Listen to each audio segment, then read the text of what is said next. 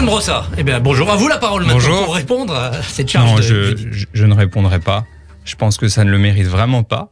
Et je pense que en matière d'unilatéralisme, je pourrais jamais faire aussi dégueulasse que cette chronique que j'ai trouvée pathétique. Et d'ailleurs, je ne permettrai pas qu'on parle de ma famille. J'ai 3 de mes arrière-grands-parents sont morts dans les camps. Ça n'est pas une caution. Et je ne permettrai à personne, jamais, de dire que c'est une caution.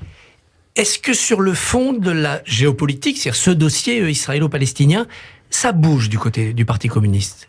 Non, mais le Parti communiste a toujours dit une chose très simple, et nous n'avons pas dévié sur ce point, c'est qu'il faut la paix, et que la paix, ça suppose 2 États, et qu'aujourd'hui, on a une situation qui est déséquilibrée, avec d'un côté un État qui mérite d'avoir une sécurité garantie, c'est l'État d'Israël, et puis de l'autre, un peuple qui, de fait, n'a pas d'État. Vous savez, on peut tourner les choses dans tous les sens. Le peuple palestinien, aujourd'hui, n'a pas d'État. C'est un peuple qui, de fait, est privé de ce droit fondamental. Donc on peut dire que le Parti communiste a une position déséquilibrée. Ça n'est pas le Parti communiste qui a une position déséquilibrée. C'est la réalité qui est déséquilibrée.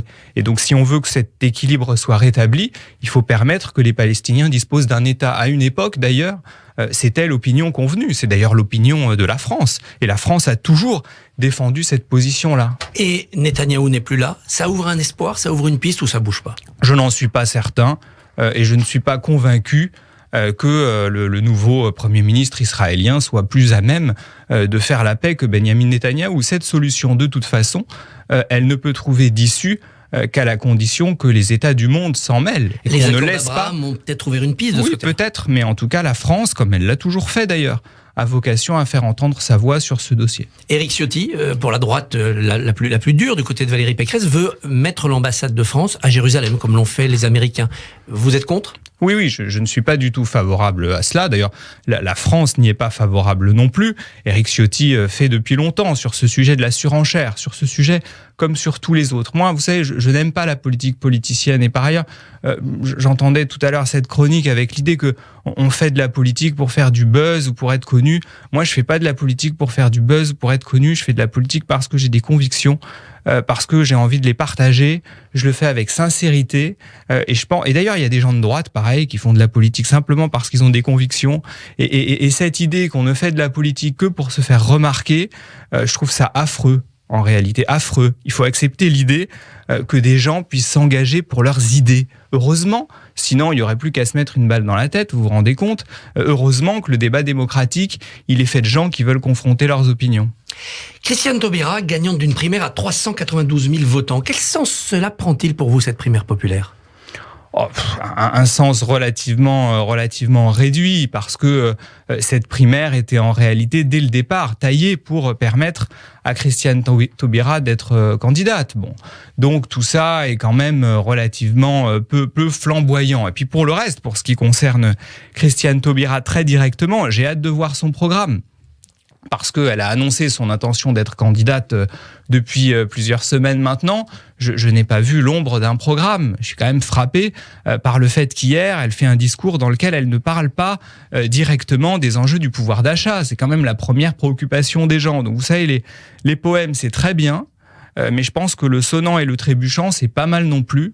Et en l'occurrence, avec Fabien Roussel, nous avons un candidat qui parle de problèmes concrets, de sujets concrets. Et je pense que la gauche, elle gagne à apporter des réponses concrètes aux problèmes des gens. On va en parler notamment du pouvoir d'achat. Un mot encore quand même sur cette primaire populaire. Fabien Roussel n'avait pas été retenu. Vous avez su pourquoi il avait été éliminé ? Ils vous ont rien dit ? Je vais être franc avec vous, Christophe Barbier, ça ne m'a pas traumatisé. Non, mais enfin, il doit te donner une explication, moi. Non, enfin, d'après ce que je comprends, il fallait être contre le nucléaire. Effectivement, avec Fabien Roussel, nous ne sommes pas contre le nucléaire, nous sommes favorables à un mix énergétique avec du nucléaire dedans. Pourquoi ? Parce que si vous renoncez au nucléaire, vous faites exploser les factures. En Allemagne, ils ont renoncé au nucléaire, ils ont des factures d'énergie 2 fois plus chères. Donc c'est vrai que nous ne sommes pas favorables à ça dans une période où les gens ont déjà du mal à boucler leur fin de mois. Vous parliez de l'Allemagne. En Allemagne, au Portugal, il y a des unions de la gauche qui fonctionnent, alors sous des rassemblements de diverses couleurs. Pourquoi est-ce impossible en France aujourd'hui ? Moi, je ne désespère pas d'une union de la gauche possible. En revanche, je ne pense pas que ça puisse se faire à l'élection présidentielle. Mais peut-être aux législatives. Peut-être aux élections législatives. Pourquoi ça ne peut pas se faire à l'élection présidentielle ? Parce que nous ne disons pas la même chose.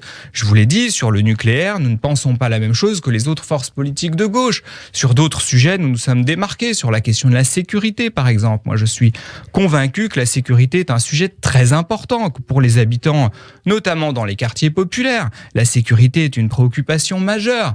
Et donc, on ne peut pas balayer d'un revers de main cette question-là. Voilà ce que nous disons avec Fabien Roussel. Je pourrais parler d'autres sujets aussi. Mais enfin, en tout cas, nous défendons une ligne, nous traçons un sillon, celui d'une gauche populaire qui s'attache aux problèmes concrets des gens. Et je pense que c'est très important dans cette période où beaucoup d'électeurs de gauche sont un peu dégoûtés par ce que la gauche est devenue. Alors le concret, c'est pour beaucoup le pouvoir d'achat. On voit que c'est au cœur des préoccupations des Français, mais on a l'impression qu'ils sont aussi fatalistes et qu'ils se disent que les candidats, l'élu ne pourra pas y changer grand-chose, que c'est pas un critère de vote. Moi, je pense que si, et que, en l'occurrence, cette question qui est centrale pour les Français doit être centrale dans le débat de la présidentielle. Il y a des candidats qui vendent du vent, et puis il y a des candidats qui disent concrètement comment on peut améliorer leur vie quotidienne. C'est ce que fait Fabien Roussel. D'ailleurs, je vous invite à lire son programme sur son site. Il y a des candidats sans programme. Nous avons un programme, et donc au moins on peut débattre de quelque chose. Ben justement, il parle de l'augmentation du prix des autoroutes. Les péages vont encore augmenter de 2%. Il veut nationaliser les autoroutes. Mais si on nationalise, il faudra d'abord payer cher les actionnaires pour les dédommager. Oui, peut-être, mais enfin, ce qu'on voit surtout, c'est que la privatisation des autoroutes a transformé les automobilistes en vaches à lait. Et d'ailleurs, avec Fabien Roussel, nous disons très clairement que nous ne sommes pas favorables à une écologie qui consiste en permanence à taper sur les automobilistes, à culpabiliser les ménages modestes qui ont une voiture. Donc il faut effectivement sortir les autoroutes de cette logique financière. Tous les États, d'ailleurs, au monde n'ont pas fait le choix de privatiser leurs autoroutes. C'est un choix qui a été fait à l'époque par De Villepin et qui est un choix très injuste. Mais je voudrais en profiter pour parler d'un autre sujet directement lié à la voiture. C'est ces millions de voitures qui vont être interdites de circulation dans les grandes métropoles, en Île-de-France d'ici le mois de juin, parce qu'elles polluent trop. Dans l'ensemble de 40 grandes métropoles d'ici 2025, c'est extrêmement problématique cette affaire. C'est une bombe sociale parce que ces 10 millions de voitures sont des voitures qui appartiennent à des ménages modestes qui vont se retrouver assignés à résidence. Et donc nous, ce que nous disons, c'est bien sûr qu'il faut limiter la pollution, mais il faut permettre à ces gens d'acheter une nouvelle voiture. Et donc nous proposons une prime qui peut aller jusqu'à 10 000 €, y compris pour acheter un véhicule moins polluant d'occasion. Parce que la réalité, c'est que l'écrasante majorité des ménages achètent des véhicules d'occasion parce qu'évidemment, c'est moins cher. Et quelle est votre solution pour le prix des carburants ? Est-ce qu'on joue sur les taxes que perçoit l'État ? Comment fait-on ? Oui, il faut jouer sur les taxes, il faut revenir à ce qui a existé, c'est-à-dire une taxe flottante, baisser le niveau des taxes quand le prix du baril augmente et puis les réaugmenter lorsque le prix du baril diminue. En tout cas, ce qui est sûr aujourd'hui, c'est que le prix des carburants a atteint un niveau qui est absolument insupportable. Dès aujourd'hui, les soignants doivent avoir leur dose de rappel pour aller travailler. C'est une contrainte nécessaire vu leur métier ou est-ce que c'est excessif ? Oui, d'ailleurs, oui, bien sûr que c'est normal. Et d'ailleurs, pour ce qui nous concerne avec Fabien Roussel, nous avons toujours dit que nous sommes favorables à la vaccination. Y compris obligatoire ? À la vaccination généralisée, enfin en tout cas faire en sorte qu'un maximum de gens soient vaccinés. Et d'ailleurs, d'autres responsables politiques de gauche n'ont pas fait ce choix-là, ont entretenu l'ambiguïté sur l'utilité du vaccin. Nous avons dit tout de suite que l'issue, c'était le vaccin et qu'il était nécessaire de se faire vacciner. Et je l'assume, nous sommes pour la science, pour le progrès. C'est vrai que tout le monde n'est pas sur cette position-là à gauche, mais nous, c'est comme ça. La fiscalité est aussi un débat qui s'invite dans la présidentielle. Alors, au-dessus de 12 millions d'euros de succession, Jean-Luc Mélenchon veut tout saisir par les impôts. Et vous, quel est votre plan sur le droit de succession ? Nous sommes favorables à des droits de succession qui soient plus justes, donc à une exonération des droits de succession pour les toutes petites successions, les tout petits patrimoines en dessous de 170 000 €, et en revanche des droits de succession plus élevés pour les ménages les plus fortunés. Mais enfin, on n'a pas présenté de mesures similaires à celles de Jean-Luc Mélenchon, mais enfin, l'idée que les droits de succession soient plus progressifs, qu'on permette aux classes moyennes et aux classes populaires de transmettre sans être taxées, je pense que c'est indispensable parce que c'est quand même le travail d'une vie. En revanche, évidemment, ceux qui transmettent des dizaines de millions d'euros, ils ont vocation à être davantage taxés parce que c'est quand même un élément de reproduction des inégalités. Certes, mais quand on augmente cette fiscalité, c'est souvent une raison pour l'exil fiscal. Et on voit ces grandes familles s'installer en Belgique ou ailleurs pour ça. Comment garder les investisseurs tout en percevant... Oui, mais regardez Christophe Barbier. Quand Emmanuel Macron a supprimé l'impôt de solidarité sur la fortune, il nous a expliqué que ça ferait revenir beaucoup de familles qui étaient parties sous François Hollande. On ne peut pas dire qu'on ait été ébloui par le nombre de familles qui étaient rentrées. Donc, c'est une menace qu'on nous agite en permanence.